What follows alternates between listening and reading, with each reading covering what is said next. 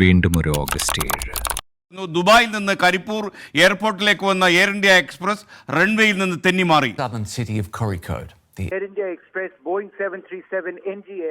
കൊണ്ടോട്ടിക്കാർ രചിച്ച ചരിത്രത്തിന് ഇന്ന് 6 വർഷം.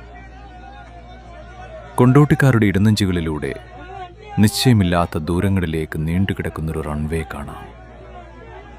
മാനുഷികതയുടെയും സഹാനുഭൂതിയുടെയും ആ വിശാലമായ വഴിത്താരയിലേക്കാണ് 2020 ഓഗസ്റ്റ് 7 ആ വിമാനം ഇടിച്ചിറങ്ങിയത്. സ്വന്തം ജീവൻ പോലും പണയം വെച്ച് ഓടിയെത്തിയൊരു നാടിൻ്റെ കരുണയും അസാധാരണ ധൈര്യവുമാണ് അന്ന് ലോകം കണ്ടത്. മനുഷ്യസ്നേഹത്തിൻ്റെ സമാനതകളില്ലാത്ത അപൂർവ അധ്യായം.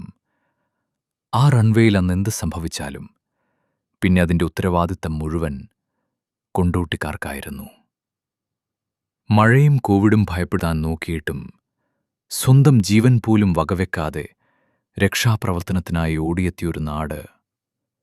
കരിപ്പൂർ വിമാന ദുരന്തത്തിന് നടക്കുന്ന ഓർമ്മകൾക്ക് ഇന്ന് 6 വർഷം തികയുമ്പോൾ ചരിത്രമിന്നും ആദരവോടെ ഓർക്കുന്ന ആ മഹത്തായ രക്ഷാപ്രവർത്തനത്തെയും പ്രിയപ്പെട്ട മനുഷ്യരെയും ഓർക്കുന്നു. സ്നേഹത്തിൻ്റെയും നന്മയുടെയും കരുതലിൻ്റെയും പേരാണ് കൊണ്ടോട്ടി.